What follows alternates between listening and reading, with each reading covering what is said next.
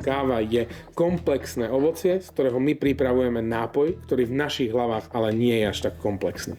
Ak by tá otázka znela, ako chutí ovocie, a boli by tam 4 možnosti, kyslo, sladko, horko a slano, ľudia by sa proste určite rozhodli, pretože je to kyslá a sladká chuť.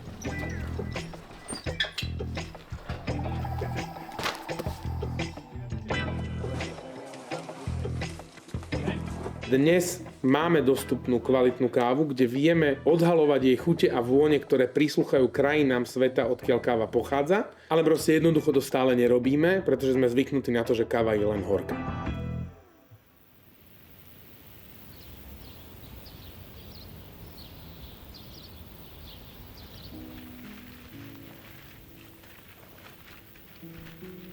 Ľudia nemajú úplne tú prapôvodnú predstavu, že v prvom kroku niekde tá šálka kávy vyzerá takto. Kávovník má plod, ktorý sa v angličtine nazýva coffee sherry, teda kávová čerešňa.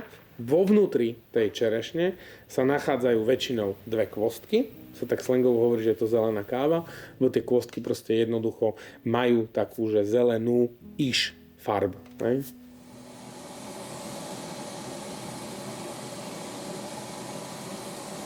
Väčšina našich pražiacich cyklov začína v momente, kedy má pražička 210 stupňov Celzia.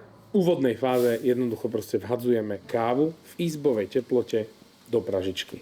To by som nazval keby prvou fázou, nie úplne dôležitou.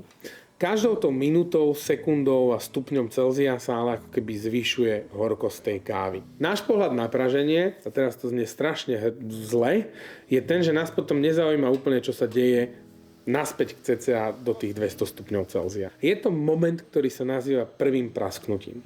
Je to moment, od ktorého sa vôbec káva začína stávať piteľnou. To je moment, kedy sa podľa mňa deje celý ten magic. Ak nebudem pracovať s tou energiou, s tým teplom v pražičke, tá káva sa bude pražiť príliš rýchlo.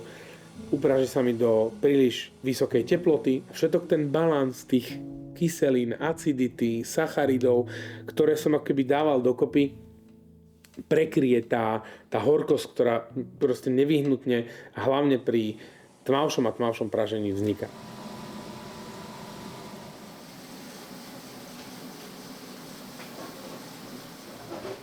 Existuje ale priemyselný pohľad na praženie a existuje potom remeselný pohľad na praženie. Ale remeselní pražiari, ktorí naozaj rozumejú praženiu, si uvedomujú, že praženie trvá nejaký čas versus obrovské priemyselné firmy, ktoré proste jednoducho sa nepozerajú na praženie kávy ako remeslo, ale ako na nevyhnutný proces, ktorý proste má trvať pár sekúnd, v úvodzovkách do 2 minút, tak aby ich to nestalo veľa energie a veľa peňazí.